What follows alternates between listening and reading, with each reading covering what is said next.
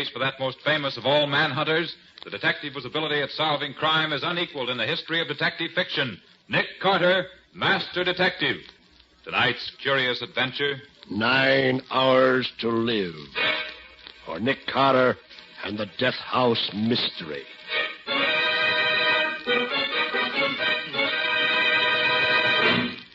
And now, a late news bulletin.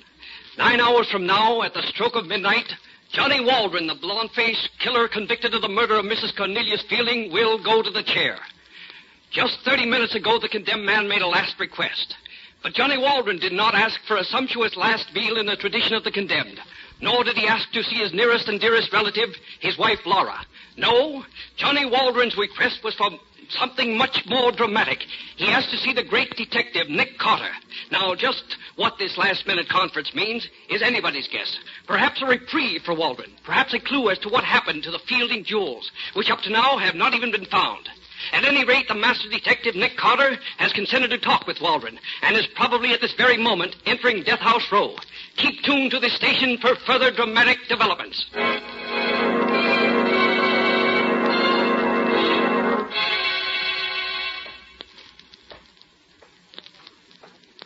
Where have you got him, Guard? He's in number 1. We moved him to number 1 this morning. You see, it's a shorter ways to walk to the chair from number 1. You all ready to go? Yeah, the barber was in and shaved his head and legs about an hour ago. How's you taking it? Oh, there ain't been a peep out of him. Don't want nothing to eat. Don't want a chaplain. Nothing at all. Only request he's made is to see you. Funny time to ask to see a detective, huh? Now, if you don't mind my asking, Mr. Carter, what made a big shot like you decide to see him? Well, maybe I'm curious to know what's in his mind. Go off to you about a fellow's going to die in a few hours. Oh, I don't believe that you got any sympathy for a criminal. Not you. Not when a man's a killer. Well, here we are. Here's your company, Waldron. Oh, hi. Hello, Waldron. Oh, Mr. Carter. You got 5 minutes. All right, Guard.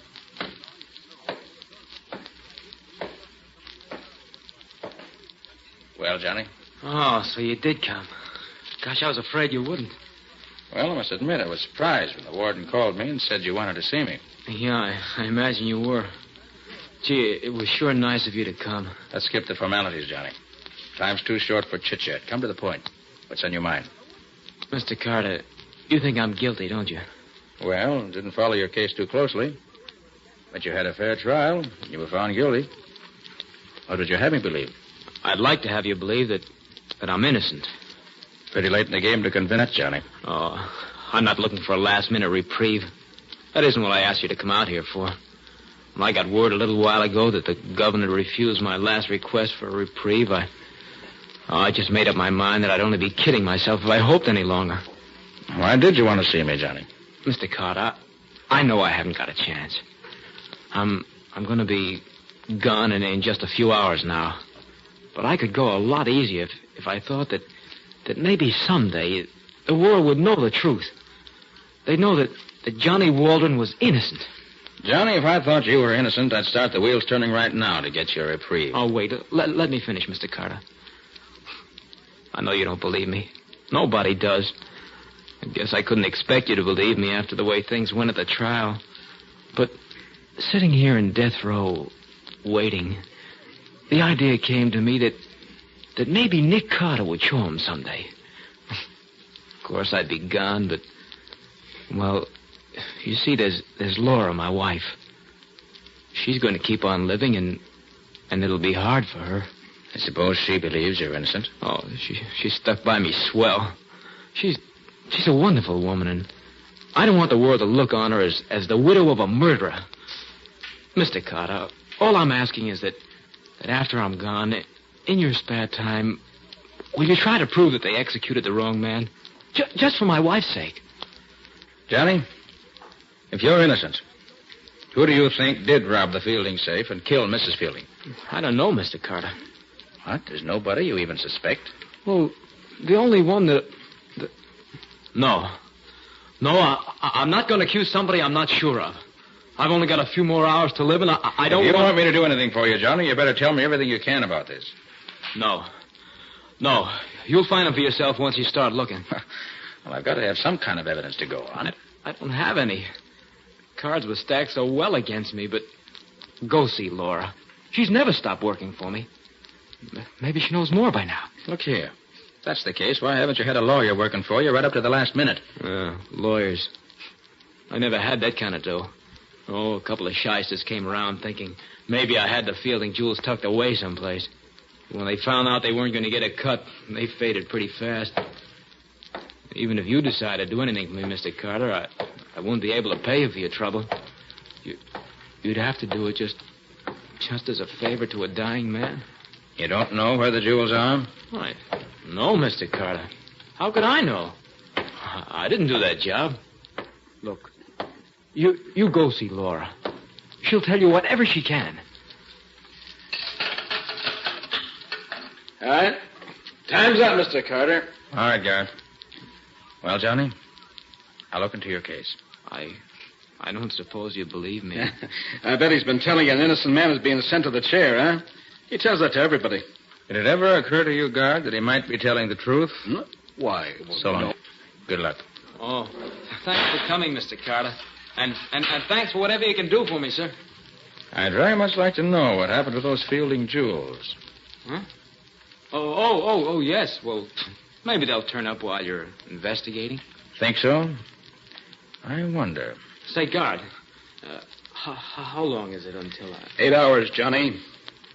Just 8 hours more.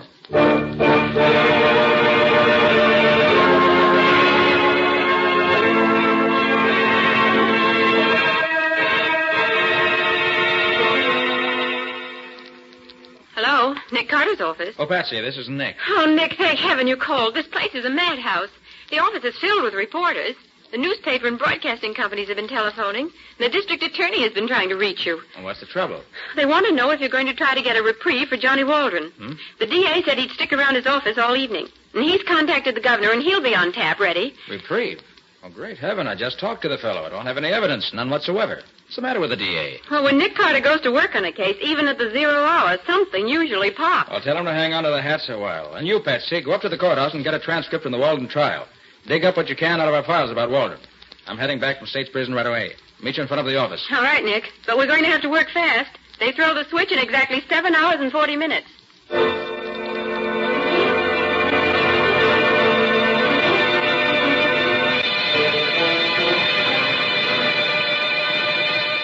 Waldron was really hired as a chauffeur. It was brought out of the trial that he ingratiated himself with the old lady every chance he got. Oh? You know, Mrs. Fielding was an invalid. Waldron used to carry her up and down stairs and waited on her and all that sort of thing. He was inside the house a great deal. Then, let's see now. Oh, the gun was traced to Mrs. Fielding's stepson, Tom Fielding. But the prints on the gun were Waldron's. Her stepson lived there with her? Yes, just the two of them. Waldron and all the other servants slept out and reported for work in the mornings at 8. When was the body found? On a Thursday night at 10 o'clock, in the library of the house. Tom Fielding came home from his club and found her. The safe was open and the jewels and money gone. Of course, any of the servants, as well as Tom Fielding, might have known the combination of the safe. Mrs. Fielding often opened it in front of all of them. The defense harped on that at the trial, but Waldron's prints on the gun and his alibi being so flimsy cooked his goose. I see. How did Waldron strike you, Nick? Guilty? It's the evidence that tells the tale in any case, Patsy. If we could find the party who has the missing Fielding jewels... It would look pretty grim for that. Yes, it wouldn't look good, that's sure. Oh, Nick, look at the time. 5:50. In 6 hours and 10 minutes, an innocent man may be electrocuted. Oh, no, Patsy. No innocent man will be electrocuted for a crime he didn't do. Well, my name's Nick Carter. And here's our first stop, Patsy. This old tenement house. Laura Waldron lives here.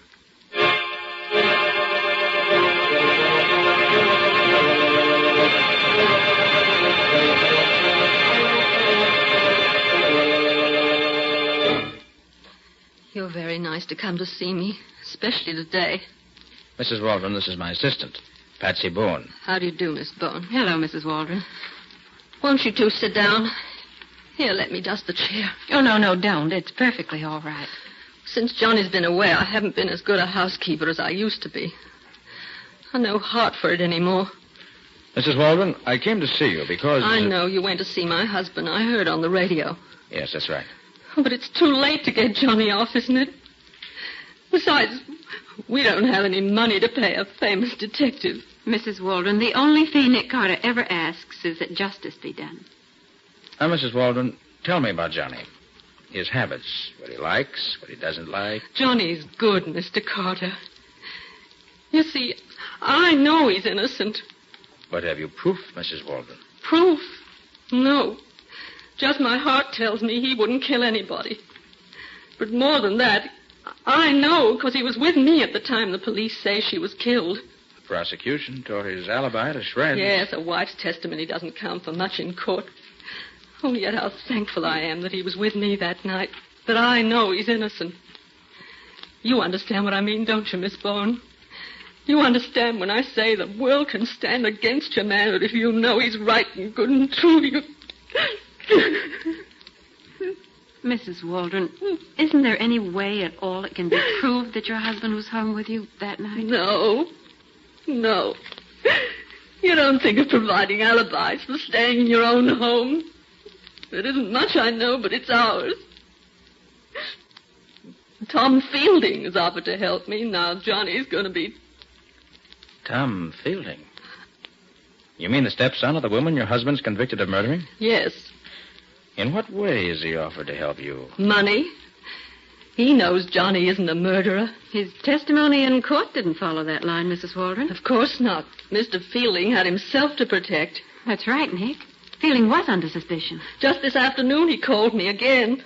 And where's the jewels, I said to him. If my Johnny did it, where's the jewels and the money? Would I be begging for work if Johnny had done it? You're working now, Mrs. Waldron? Day work. Scrubbing up places where they don't ask too many questions. Oh, but I'd mop the streets of this town from one end to the other every day. If Johnny didn't have to die. Oh, don't, Mrs. Waldron. Don't cry, please.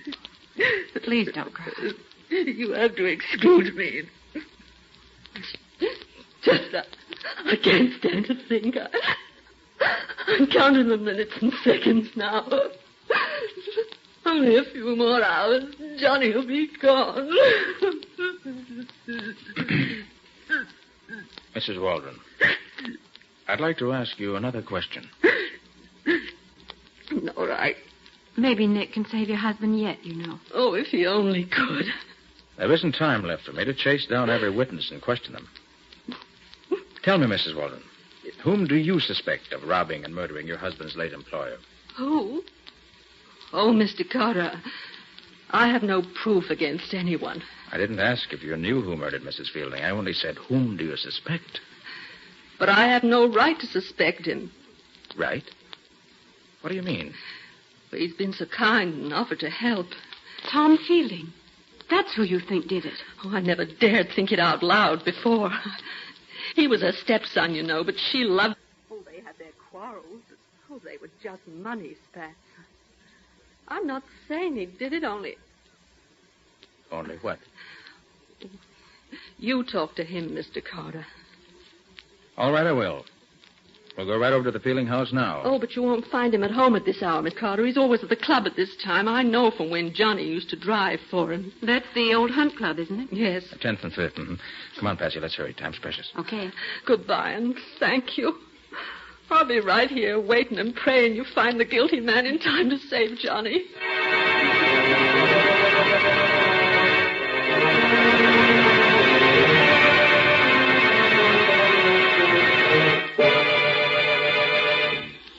Nick, there's something puzzling you. What is it? Didn't you think Mrs. Waldron's story made sense? Well, it did, and it didn't. But, Nick, doesn't it seem a bit odd for Tom Fielding to offer her money? Yes, if that's true. Well, then her story does make sense. Patsy, it's not what Mrs. Waldron said that's bothering me. Something else. Something else? Well, what is it, Nick? I wish I knew. But there's something about her that puzzles me. Something that doesn't fit into the picture.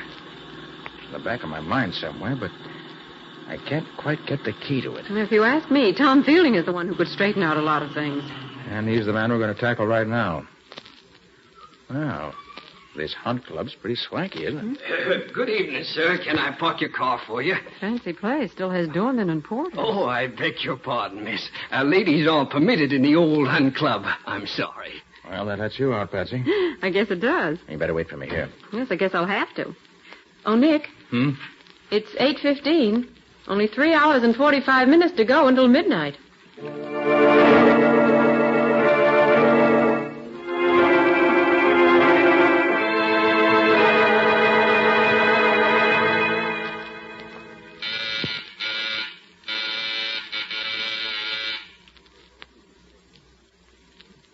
Ring again, Nick. Fielding wasn't at his club, so he's got to be home here. Your womanly intuition isn't working right tonight, Patsy. Not a light in the whole house. I don't think anybody's home. Oh, Mr. Fielding, if you only knew how much time we've wasted looking for you. Well, Patsy, maybe we can uncover enough evidence without seeing Mr. Fielding face to face. What are you going to do? Little high-class lockpicking in the interest of Johnny Waldron and his wife, Laura. There we are. All right, come on in. Stay behind me. Gee, it's dark in here. Shut the door, and I'll use my flash. Where are we headed for? The library. Oh. That's the room Mrs. Fielding was killed in, wasn't it? Mm-hmm. Now, let's see. These old houses, the library is usually back this way, off the center hall. Come on. All right. You think there's anybody beside us in the house? I hope not. Here we are. This is the door. This must be it. Mm-hmm. Yeah. This is the library. What are we looking for? Well, right now, I'm looking for Mrs. Fielding's safe. Safe? Mm-hmm. Safe. Oh, it's behind that portrait of her. That was in the testimony. Yeah, you're right. Thanks, Betsy. Oh, turn on that small lamp, will you? Take a glance through the papers on the desk while I open this safe. Say, Mrs. Fielding held her son and heir down while she was living. He's certainly making up for it now. Look at that wine cabinet. It's filled to the hilt with pre-war stuff. Oh, and look at this black market stuff. Have a gold-tipped cigarette, Miss Bowen. Yes, thank you, I will. Patsy, shame on you. How'd you feel if Tom Fielding walked in here right now and caught you swiping his expensive cigarettes? Only one, Nick. And for that matter, how would you feel if Mr. Fielding saw you about to open his safe? Oh, Nick! Patsy.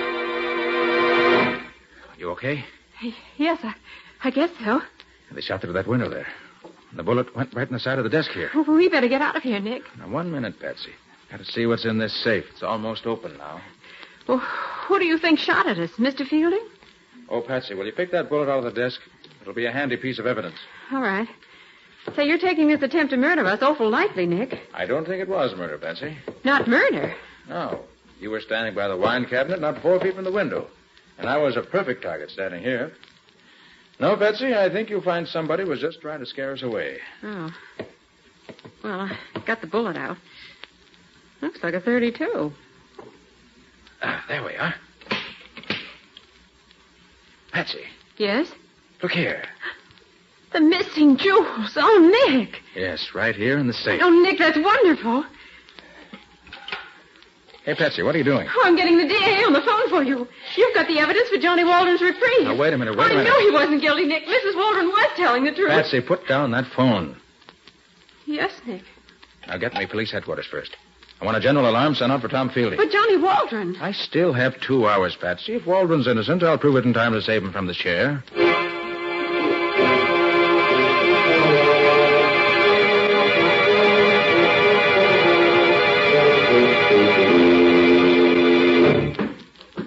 Nick, why should you want to talk to Mrs. Waldron again when you haven't asked for the reprieve? Only make her feel worse. There's something about it that doesn't add up, Patsy. And I've got to know what it is before I go any further. This is the door, isn't it? Mm-hmm. Nick Carter, your thinking on this case is beyond me. Well, Patsy, it's hard to explain. When I don't know myself what the missing link is, how can I explain it to you? But you found the jewels. Tom Fielding had them in his safe. Why, it's obvious, Nick. He didn't get along with his stepmother, and he... Nick, what are you doing? Want to open Mrs. Waldron's door? Oh, no, don't do that, Nick. I'm sure she's here. She's probably been crying and doesn't want to see anybody. Let me call her first. Mrs. Waldron? Mrs. Waldron? Oh, sorry, Patsy. We haven't any time to waste. Now, let's see. Where's the light switch? It's here by the door.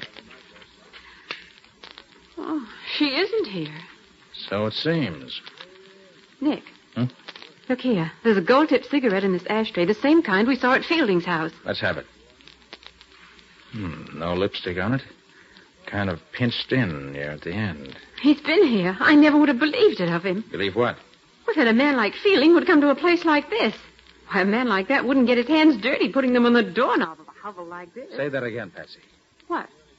Well, a man like Fielding wouldn't dirty his hands on the doorknob of a place like... I got it. Patsy, you just gave me the key I've been looking for. Come on. We've got to get back to Fielding's library or there'll be another murder.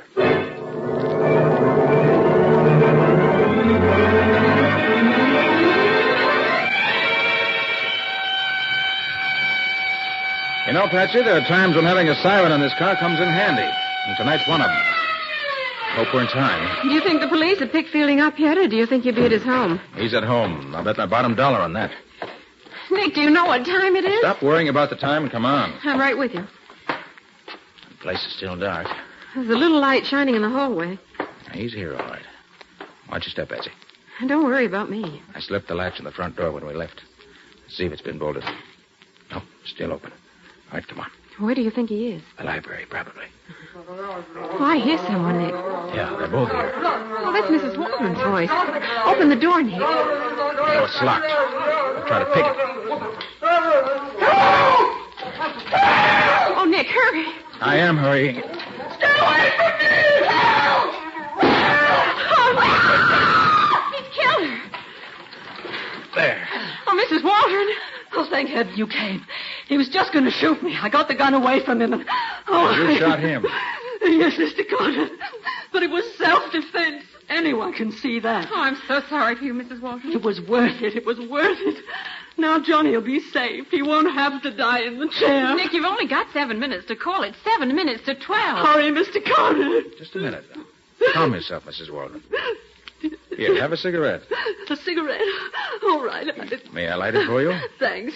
Wait a minute till I get my cigarette holder out of my bag. So, you do use a cigarette holder. I thought so. Nick, the time is getting awfully short for your call to the DA. I'm not going to make that call. Why, Nick. Not going to make it. No, Mrs. Waldron. It was a nice frame-up you and your husband tried against Tom Fielding, but it didn't work. Frame up? Yes, frame-up. You and Johnny staged this whole thing to get him a last-minute reprieve. It was pretty clever, but you made a couple of mistakes. For example, this gold-tipped cigarette butt I found in your apartment tonight. What about it? When I found this butt in your apartment, all pinched in at the end from having been smoked in a holder, I knew you'd lied about not having seen Tom Fielding. These particular cigarettes are made to order for him. I didn't leave it there. I couldn't be sure of that until I found that you used a cigarette holder. Then I knew I was right. You did leave it here. Go on, prove it. Another thing. Patsy. Take a look at Mrs. Waldron's hands. My hands? Why, they're beautiful. Beautifully manicured. Exactly. Mrs. Waldron, with hands like yours, you don't scrubs for a living. That dingy apartment of yours is merely a front. Look out, Nick. Gun, huh? Yes, and I know how to use this gun, too, and I'm going to. Oh! So sorry to hate you, Mrs. Waldron. Patsy. Yes? Take a look at Tom Fielding. See if he's still alive. Right, Nick. You haven't got anything on me. You can't get He's me still for breathing, anything. Nick. Good. Phone for an ambulance, quick. Okay. Oh, but Nick, can you prove this charge against Mrs. Waldron? Can you be positive she and her husband framed Fielding? Not yet, Patsy, but I'm so sure I'm right that I'll risk my reputation on it. But, Nick, as long as there's the slightest doubt about it, shouldn't you call the DA and give Johnny Waldron the benefit of the doubt? No, Patsy. As far as I'm concerned, there's no doubt whatsoever. I'm so sure I'll even risk Johnny's life on it.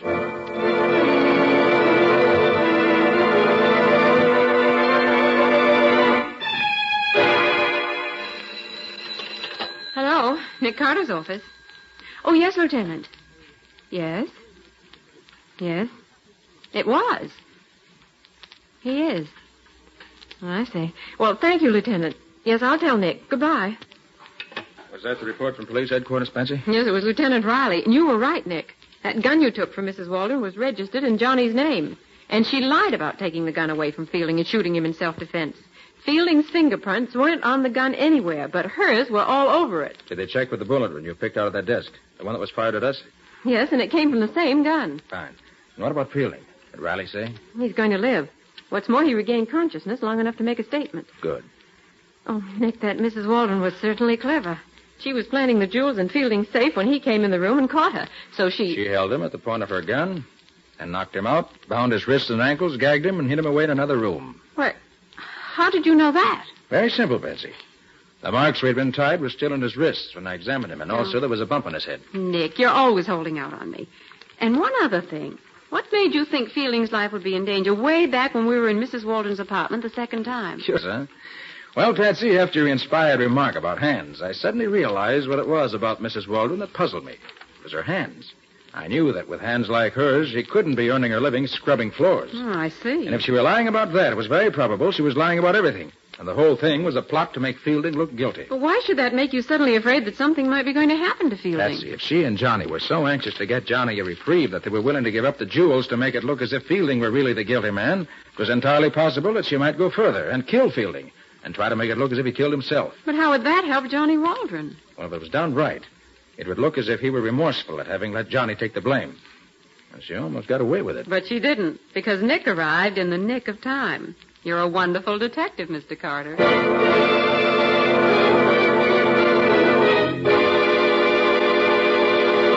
And so, ladies and gentlemen, at midnight last night, Johnny Waldron went to the electric chair to pay for the crime of having murdered Mrs. Cornelius Fielding. His dramatic last-minute attempt to get a reprieve failed, thanks to the quick action of that master detective, Nick Carter.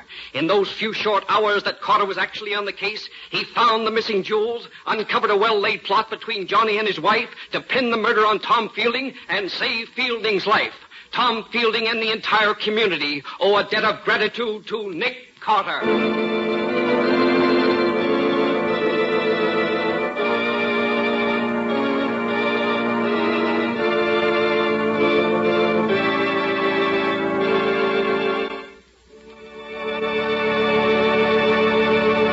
This has been another of the strange adventures of Nick Carter, Master Detective, which are brought to you regularly at this time by WOR Mutual.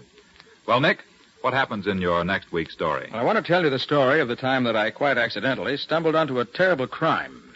Or to be more correct, I stumbled onto evidence that a terrible crime had been committed. That doesn't sound like a very unusual thing for you to do. Except for one little fact, Mr. Ripley. We didn't know where or when the crime had been committed. In spite of the fact that we heard the story of the murder from the victim's own lips. As a matter of fact, we even heard the murder committed. And we were powerless to do anything about it. If you're trying to make me curious about it, We are. you're certainly succeeding. Well, it's as unusual a tale as I've had the pleasure of telling in a long while, I assure you. So until next week, so long. So long, folks. And so long to you, Nick and Patsy. In the strange adventure you have just heard, Nick Carter was impersonated by Lon Clark, Patsy by Helen Choate. The story was written for Nick Carter by Barth Conray. Original music was played by Lou White. The entire production was under the direction of Jock McGregor.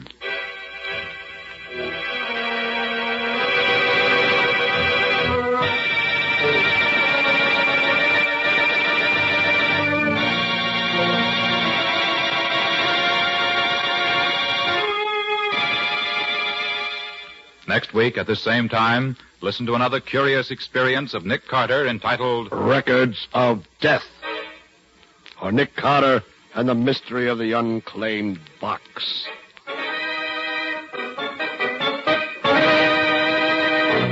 This story is a copyrighted feature of Street and Smith Publications, Incorporated. The Return of Nick Carter is produced in the studios of WOR and is broadcast over most of these stations every Saturday evening at 7 o'clock Eastern Wartime. And don't forget that the adventures of Nick's adopted son, Chick Carter, are broadcast over most of these stations Mondays through Fridays at 5:30 p.m. Eastern Wartime. This is Mutual.